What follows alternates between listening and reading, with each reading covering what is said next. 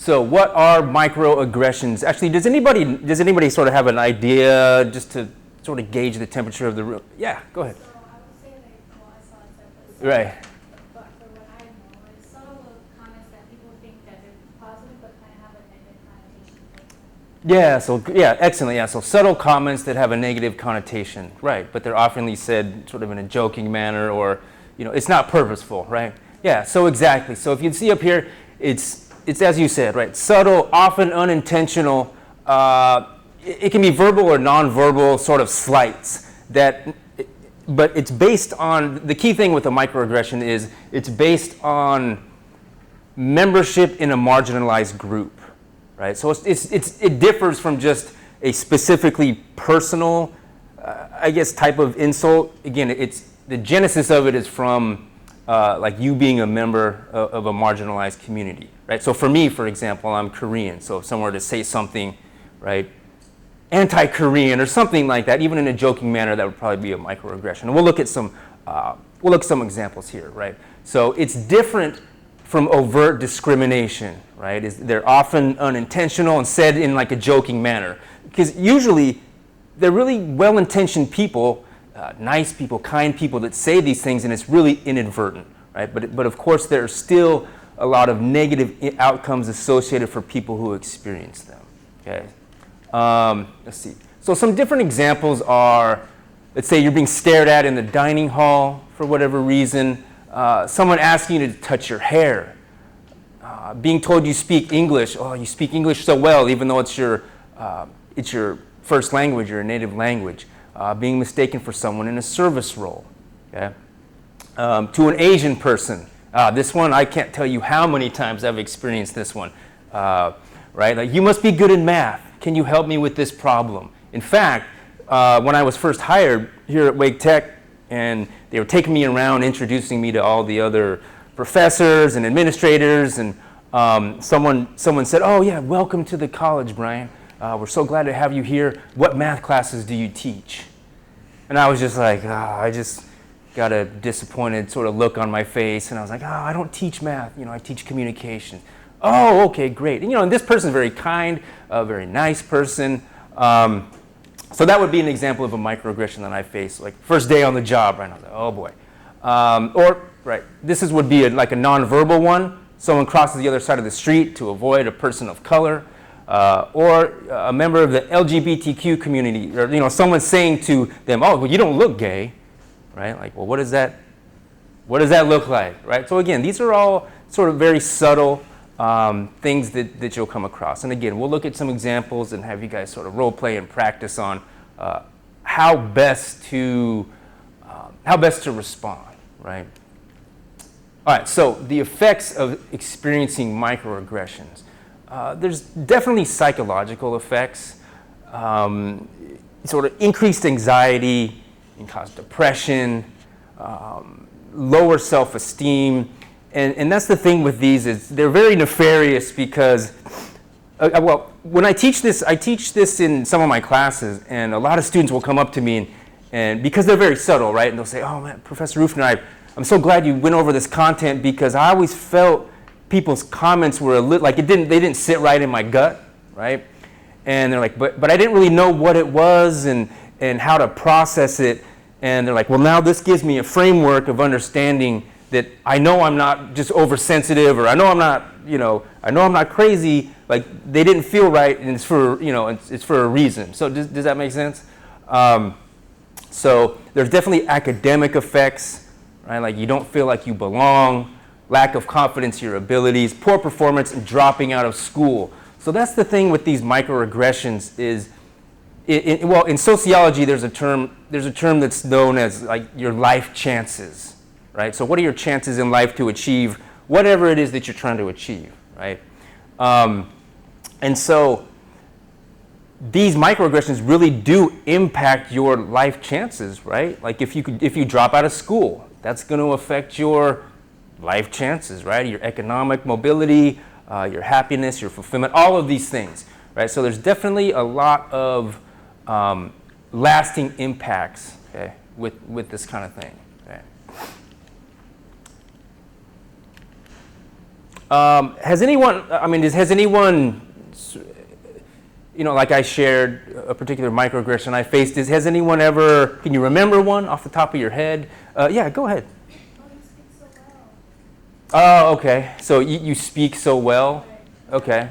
All right. Like, why is that a surprise that I speak so well? Because, I guess, typically, a lot of my family members have actually been told that too. And, oh, you speak so well. Like, why is that a surprise? Okay. When you speak so well. That you're articulate? Yeah. Okay. So, you're very articulate for, what's that based on? Like, For like a black. okay. Oh, you're very well spoken for African American. Okay, yeah, I hear that a lot. So I'm also in school. I'm pursuing like a second master's degree, and one of my classmates is a director of a program, and he's a black man, and he can dress. He dresses very informally, and so he'll be wandering around Duke, going from class to class or doing his job. And he said almost every day people mistake him for the janitor, and he's like, "Oh, I'm a director of this particular program." Matthew, go ahead. I've gotten, you probably have ADHD. Oh, really? Yeah. Okay. Oh, interesting. All Is right. that microaggressive? It depends. Yeah, it depends. Because microaggressions can stem from from people with disabilities as well, right? So, and again, any membership in a marginalized community, right? All right. So, a few terms that we're going to go over here. We have that you're going to need for the workshop, okay? Or once you break out into your groups. So, there's a target.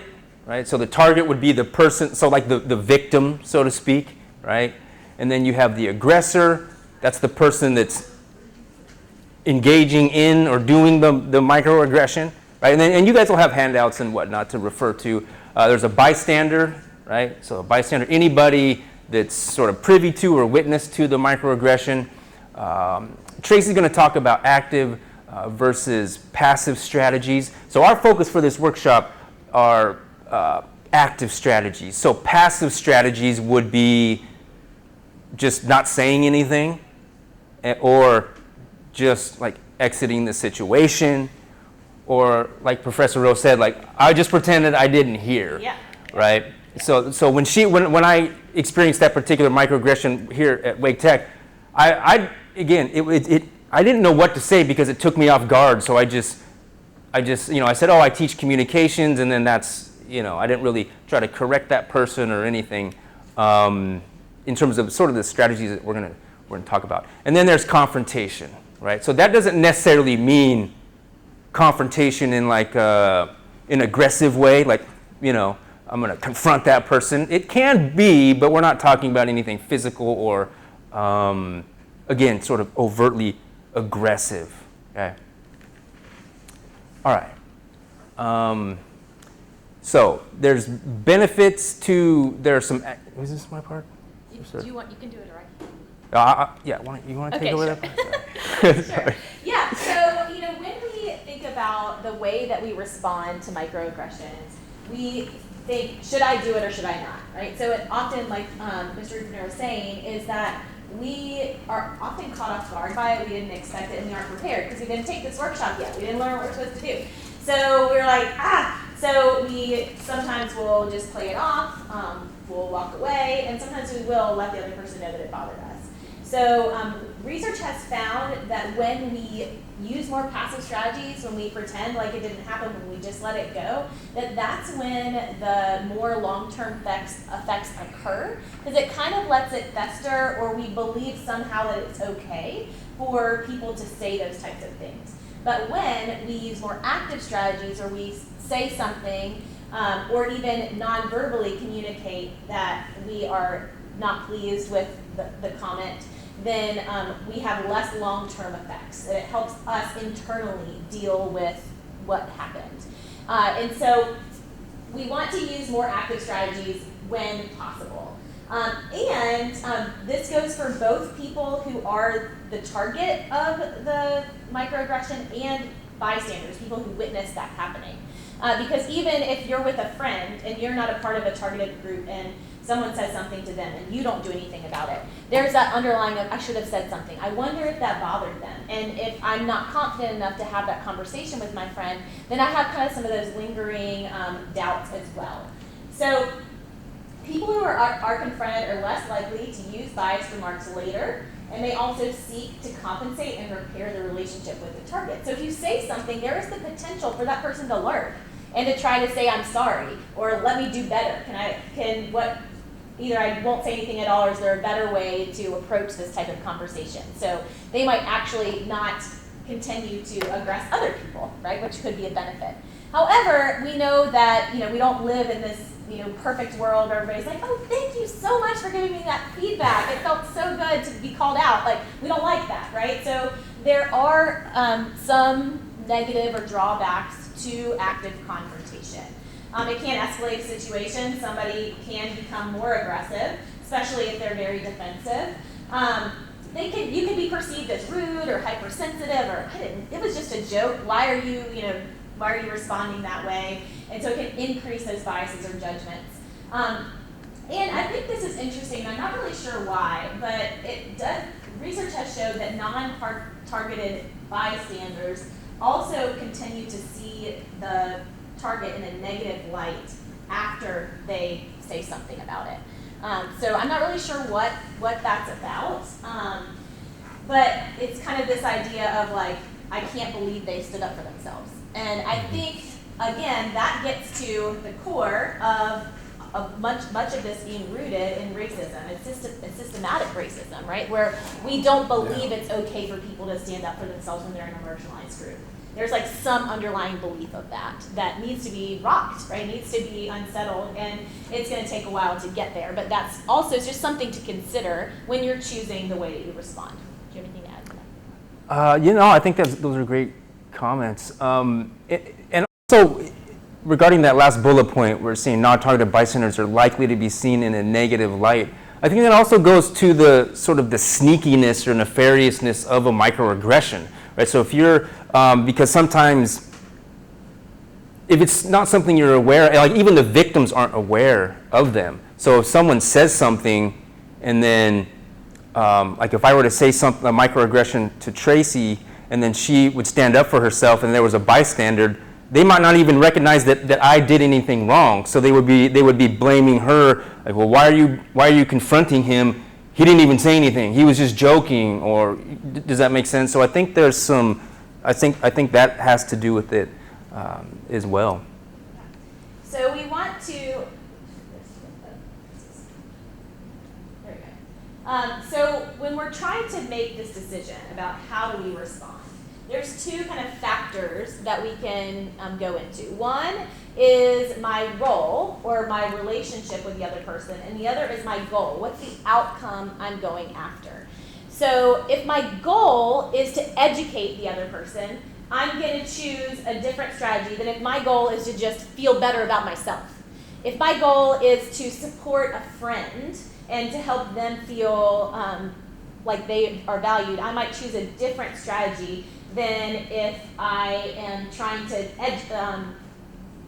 avoid kind of my long-term rumination, right? Like I don't want to like keep stewing on this, so I need to say something. So there's a lot of reasons why we would want to confront someone. Interrupting the situation, like if this is, sometimes I've been a part of this, where there's someone that just continues to make comments, you're like at a party and you're just like, please don't talk to me, like I don't want you to, like I don't want to be the next person that you say something.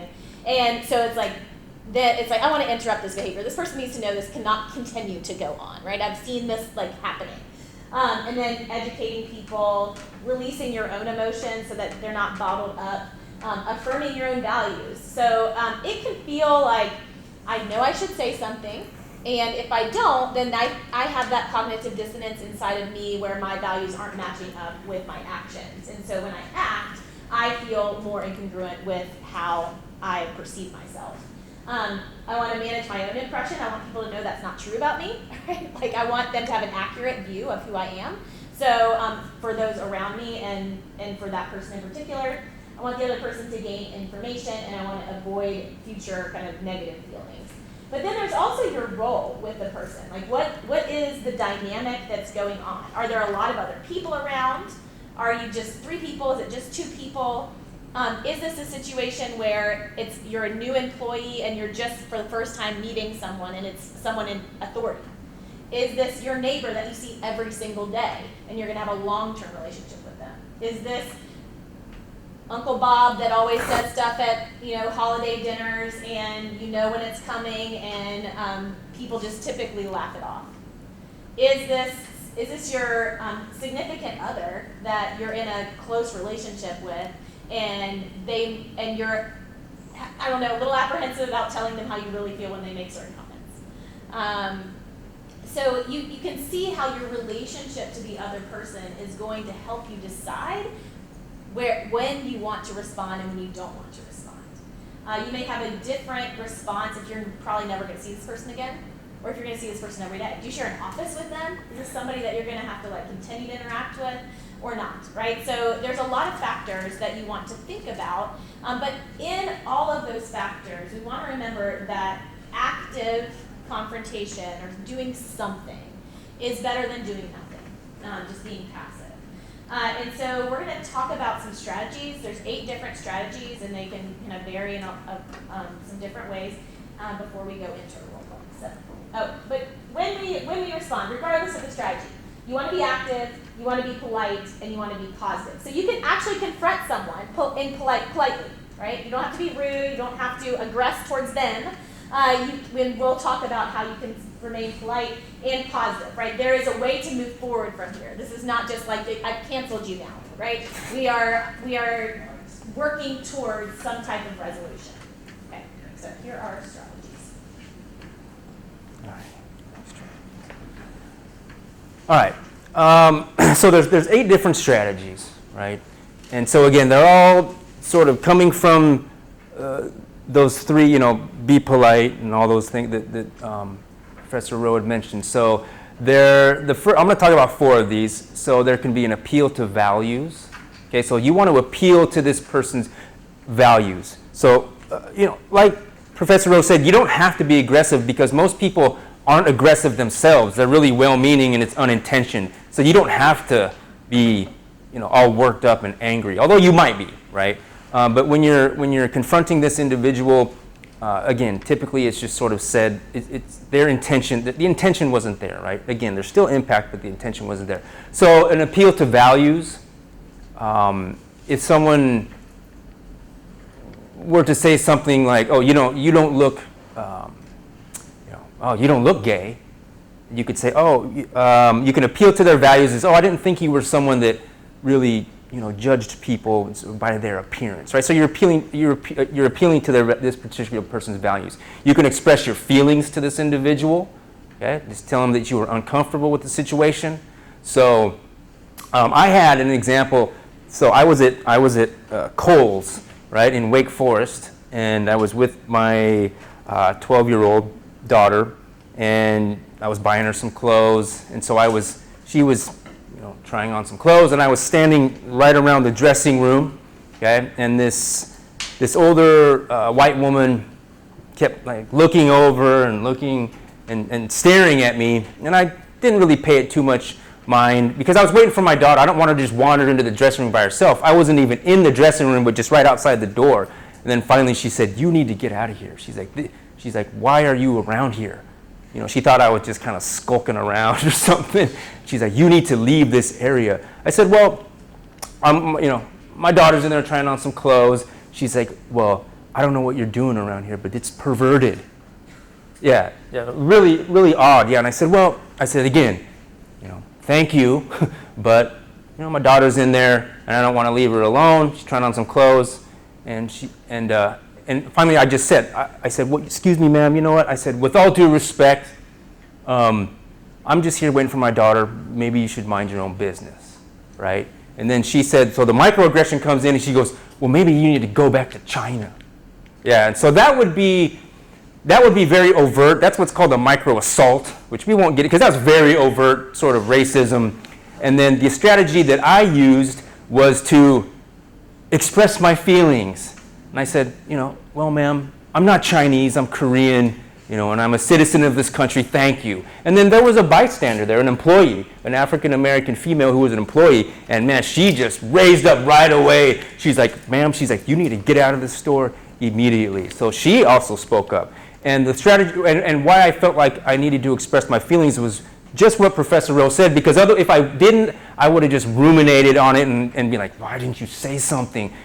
So it's just for my benefit. I'm not trying to teach this lady anything. I'm never going to see her again for the rest of my life. But it was for me, it was more cathartic for me I want to stand up for myself and not let that overt sort of racism slide. Okay?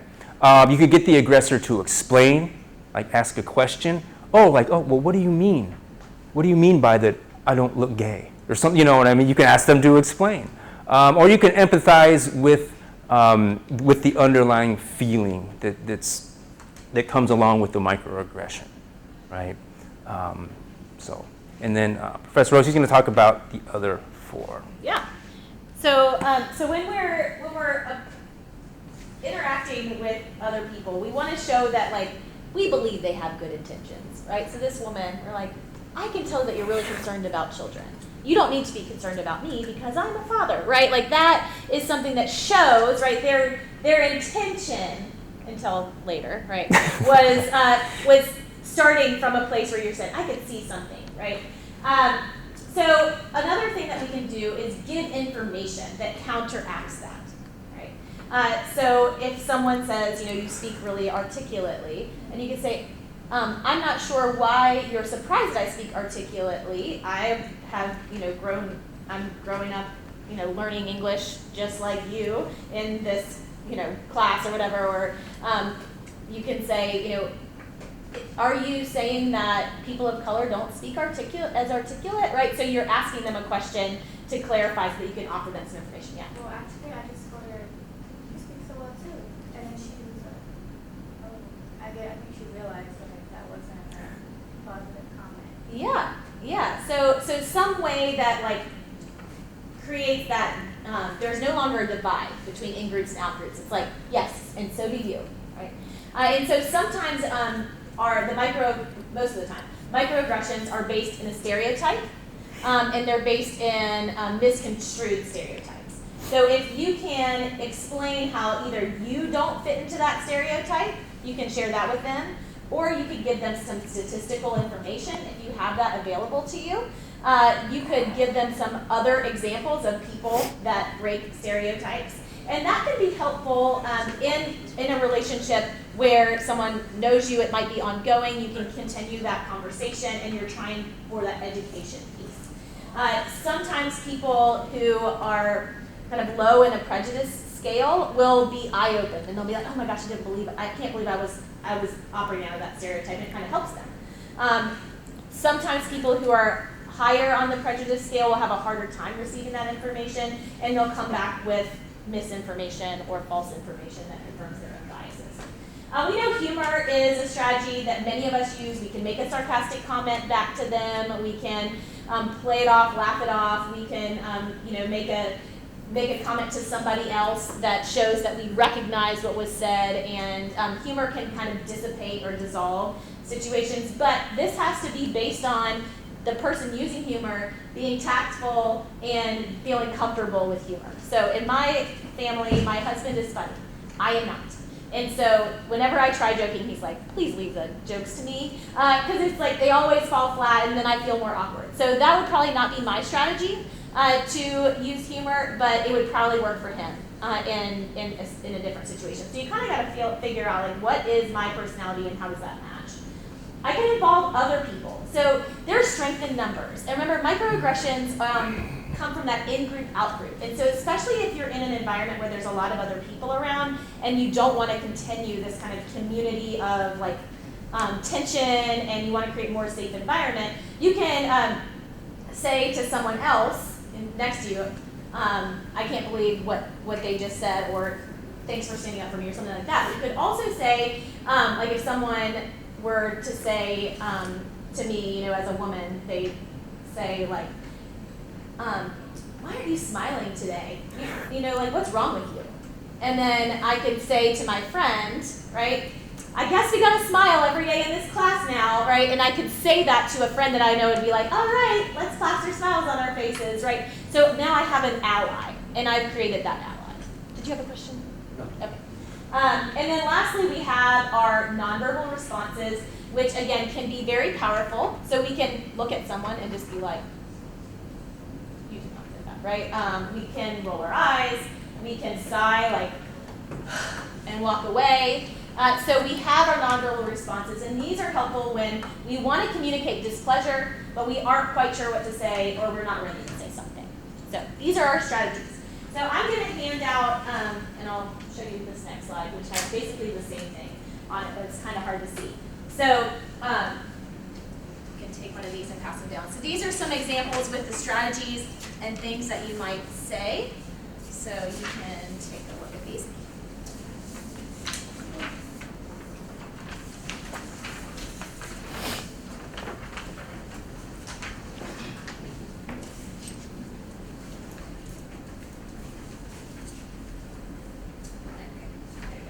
So you might want to refer to these later when we are in the scenarios, or very soon, because we're in the scenarios next.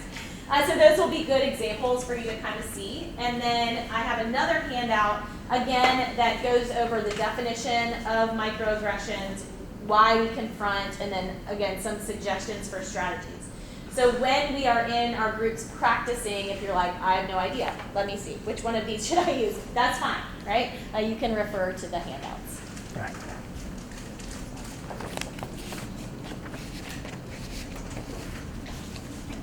Does anybody have any questions, concerns, or comments before we get into our interactive portion?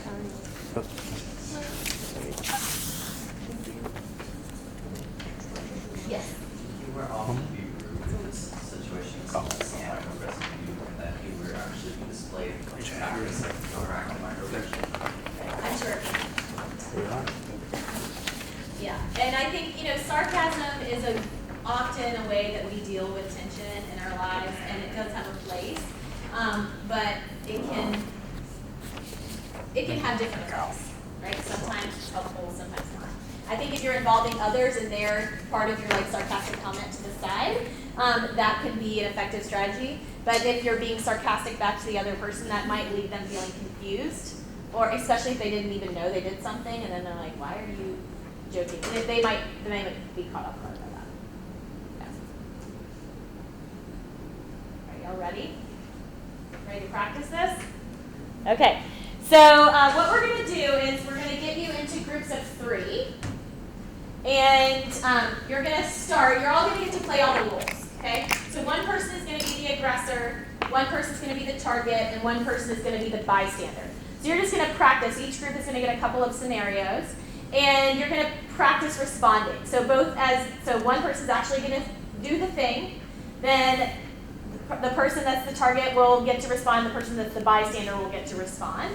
And I just want you to take notice of how you felt in all of those places, right? How did it feel to be responded to? How did it feel to say or do the thing that you said? And then how did it feel to respond or not respond in different ways? And then you're going to take turns, right? So you won't be the target or the aggressor the entire time. You'll kind of shift around in your group and try on some different strategies. So you might try on 2 or 3 strategies with each scenario and kind of see which one you think fits best. Remember, there is not one right answer, okay? This is life. So we're just going to talk a little bit about how this went for you. So we asked at the beginning if anybody has experienced a microaggression before, but now that you know more about it, anybody else have a microaggression experience that they're willing to share? This happened to me. I remember this. Almost every store, hair store, grocery store, I get asked, do I work there? And never fails. I get called numerous of times. Do you work here? Hey, where is this? I'm like, I don't work here, but I'll show you, and I'm still gonna help you, So It's messed up. everywhere. So, Serenity, what do you usually do when someone I usually just does handle it? it with hair. Hey, how are you doing? Usually when I'm in the hair store, I know where it is, and usually I end up helping them with some lashes or where to go, and I'll give them advice, and just help them. And they'll be like, great, and then it's a positive interaction. So I just kind of flip the script a little bit. I still can be that person for you and still be, Okay. perceived in that way. But now you know that I'm a good person, and you know that you just can't judge anyone that you see out there. You don't know who I am. So. Right. All right. Oh, good. Yeah, Jack. Since I have long hair and kind of like a hippie-ish attitude, everyone kind of assimilates that I smoke a lot of weed. You No, I don't. I don't know if that's a microaggression, but Yeah, I mean, have people made comments to you that, or like say things like in a joking way that? yeah, you feel like- probably. I mean, Yeah, it's kind of harmless, to be honest. yeah. Okay. Yeah. Thanks for sharing. Do you ever correct someone or say anything? I could care less, so just be like, Yeah. Yeah. So as I was walking around, I was like listening to people, and several people were like, this stuff doesn't bother me. Like, it just kind of let it go. Why do you think that might be the case? That you feel like, because research shows that we don't really let it go. That it does kind of linger. Yeah. We just up our immune to it, we absorb it, and we find some type of understanding and acceptance of it. Like he just brushes it off. Okay, I know it bothers me, it affects me, you're literally attacking my identity, but at the end of the day, I can't do anything about it. I'm gonna run into these scenarios with people all the time, so I just have to learn how to control my actions in that. Because if we blow up every time, it's already in the conflict. We're just gonna be, creating that anger within ourselves and just holding on to it and ruining our day for no reason. We could just brush it off, self-correct it how you guys use these scenarios, and go about your day. So, pretty scary. For me, I feel uncomfortable because I'm not used to confronting the aggressor, and that's why I like brush it off because I'm not used to it. I think there's a quote, I don't know if you said it, but if it doesn't affect you in 5 years, why waste 5 minutes of your time kind of frolicking around with it? So. Well, I'll give you an example of something that in the moment, I didn't say anything and I didn't think that it would impact me in 5 years, and definitely did. Before I was a teacher at Wake Tech, I worked at a church. I was a church planner, and worked in young adult ministry, and so I was helping to start like a new church, and so they had me speak. Good speaker, they had me speak on Sunday morning, and they traditionally had not had women speak before. And so I was working at the church we were coming out of, and the head pastor came up and said to me, "Hey, I heard you're a pastress now. How's that going for you?" And I was like, "What? Like, what did you just say to me?" And it didn't even understand like the implications of that, but it was definitely in a derogatory way, and it made me feel like I shouldn't be doing what I was doing, was that what I was supposed to be doing? And so over time, the church I was a part of, I was doing more things like that, decided that women could not be pastors, and so then I left there. But it was, probably 40 years later after that comment that all these things kind of came out, and I didn't know that there was like this underlying tension going on. And so if I had said something maybe, then I would have found out earlier about the climate of the organization. I would have found out what I was up against. But I kind of let it go because I was like, ha ha ha, he's trying to make a joke. I'm like, cutting edge or whatever. But that wasn't true. And so sometimes, I do think that it can be helpful to let little things go, especially when we can't let them go. I don't think we should get upset about everything. But I also think that we need to be aware of when it is appropriate to say something. Yeah. So how did you feel when doing this exercise? Yes. I feel like I can relate to them. Like, especially like our scenario, the first one, I've been in actual situations where that was like real. So I could relate to it. Anything else? Feelings. As the bystander, what were your feelings? Yeah. I was like, in my mind, I'm like, dang, you really just said that. It's like, okay, I'm gonna step back to this is a little comfortable. Have you ever been a bystander of a microaggression? No.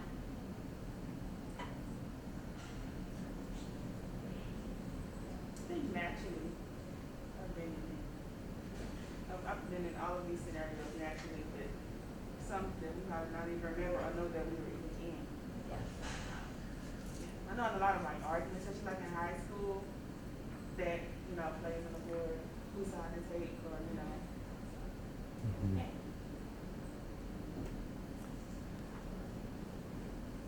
like being the aggressor was the hardest part for most of you to say the things. What can you talk to me a little bit about that? Just playing the aggressor role. Yeah.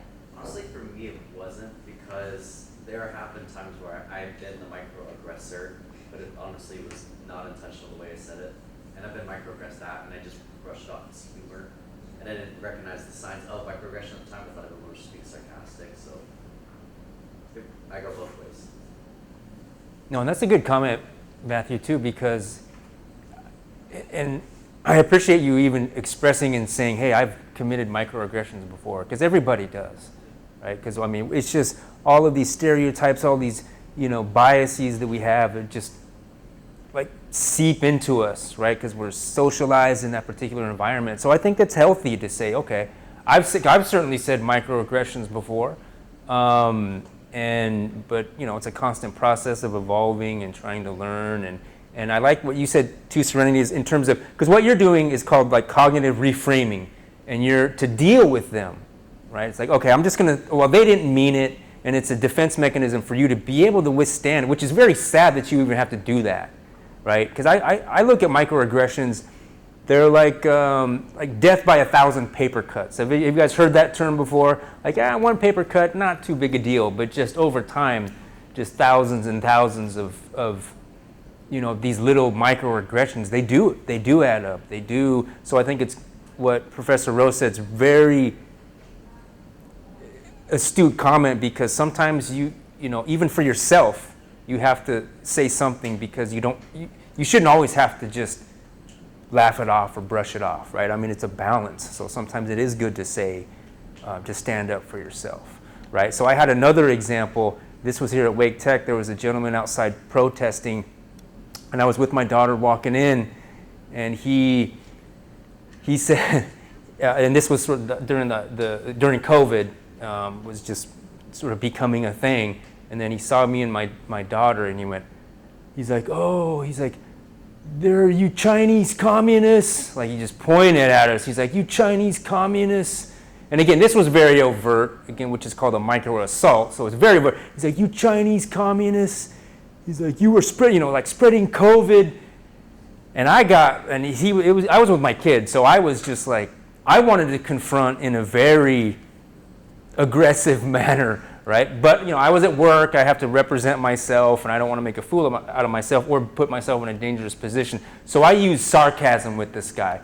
I was like, "Oh yeah, I'm just a good old-fashioned Marxist communist here. Hey, whatever, that's fine." And I just sort of laughed it off and was just very sarcastic with the guy, and just went about my business. But because for me, I have to, because I'm the kind of person that if I always keep my mouth shut, eventually I'm gonna just erupt and do something not good, right? Do something that I don't want to do, right?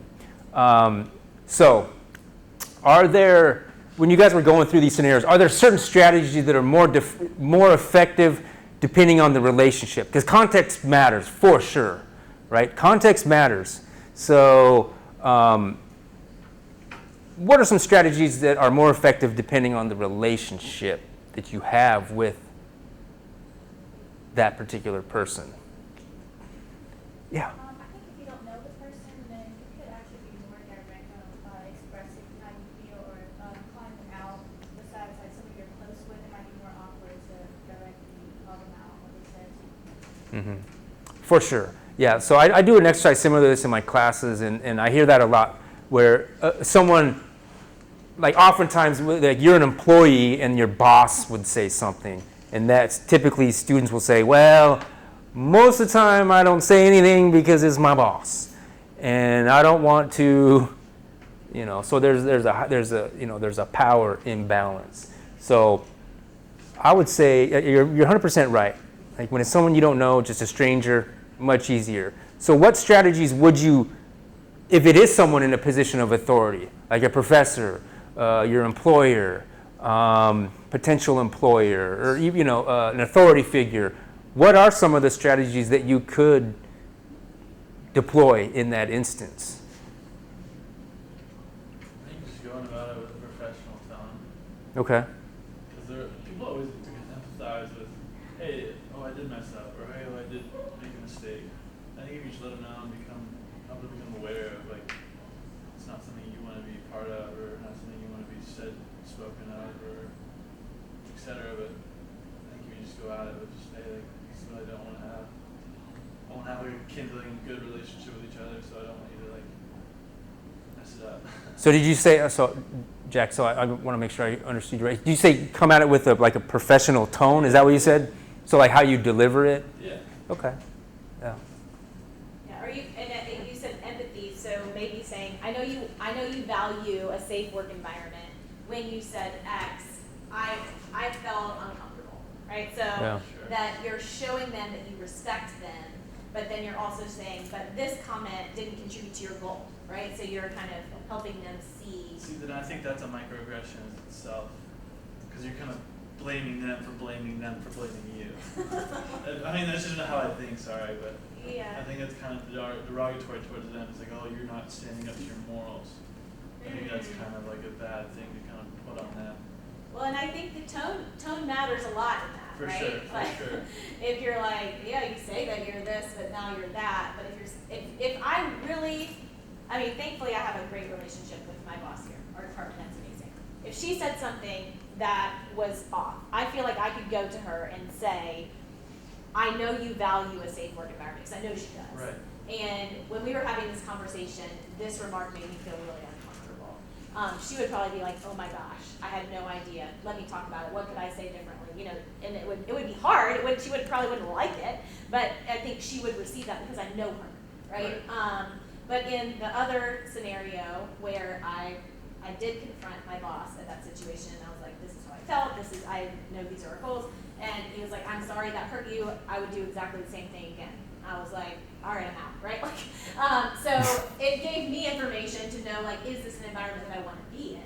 So I think sometimes we also have to weigh what we think the response is and what are the risks of that response, and then how much do I need this job, right? Like, do I have other options? And if I don't have other options, I might choose to, which is really unfortunate, I might choose to stay in an unhealthy situation because that's not my priority, right? I come up with other coping mechanisms. And that's where it's important to have that community and other people to talk to and get support if you're in a more toxic work environment that you can't get out of. Yeah. And so that's why it's like not in a vacuum, it's hard. Yeah, it is very hard. And I would say too, if you're a person that experiences microaggression too, it's not your job. Like, don't feel like it's your job to educate every racist, sexist, homophobic, ableist person out there. You know what I mean? Sometimes you can, but it's not, you know, because that's just even putting the onus on the victim even more, right? So it's not your job. And and that's how I approach it. Like, if I'm going to say something, it's just more for me. Now, I might want, if it's a person that I feel would take it would take it and learn from it, then yeah. But a lot of times it's just for me, and I'm not going to go, I don't want to put even more burden on myself. Well, I have to teach everyone how to be, not racist, right?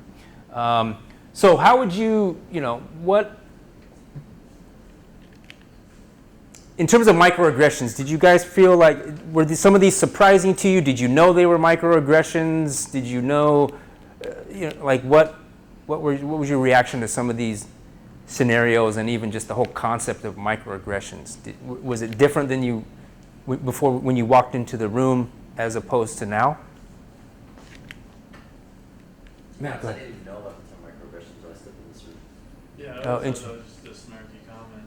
Yeah, okay. So, and that's really interesting too, Jack, that you say that, because the word, even in and of itself, people can roll their eyes at, because it's been misused by different media has misused the term microaggression. So people kind of assume that's just for those sensitive woke people, right? So it's just sort of a derogatory thing, or it's not taken serious, or it's, these sensitive millennials, they're offended by everything, right? So there's some misunderstanding around the term, and it sounds like you were saying, Matt, you haven't even heard of it, but go ahead. For me, I mostly associate it more with comments towards black people, but Yeah. it's I know this can happen to everyone. So, because I know mostly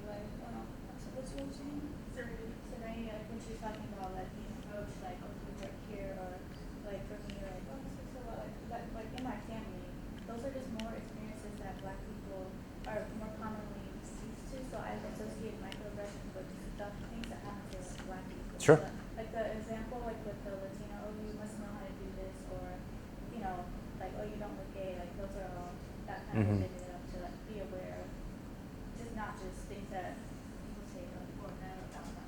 Right. Yeah. I mean, of course, you're going to interpret that out of your own lived experience, right? You as a, a black female, so for sure. But yeah, it was opening. It's eye-opening for us too. I mean, we're learning about all these things and trying to grow as individuals and not, commit these things and just how, how pervasive they are in society. They can really impact anybody. Like Jack over there looking like a stoner, or what have you. So. So I have a question. If you did commit a microaggression, what would you want somebody to do in response? Great a question. bystander or a target? How would you want them to handle it towards you? Yeah. Educate me at this point. If I'm wrong, I would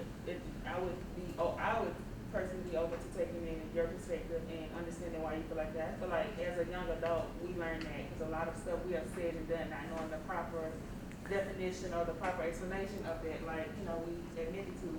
So I still go through that now, like with my parents or whether they correct me, that's wrong, your approach is wrong, so just by experience and letting me know where I'm coming from.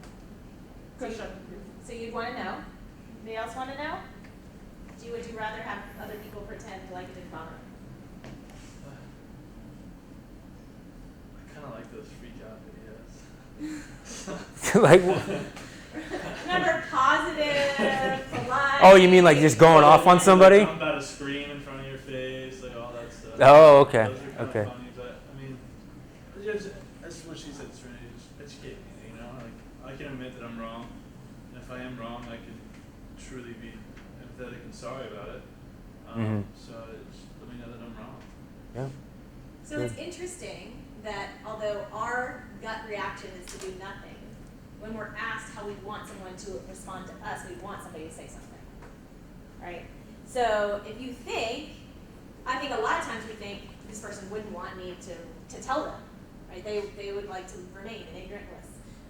But maybe you're just a select group, but I would imagine that people would want to know that they're saying something so that they can show. There are going to be certain people that won't, certain people that will double down, right?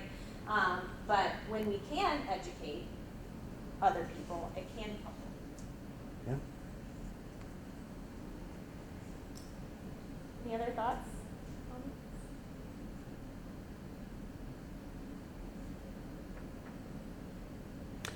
All right, guys.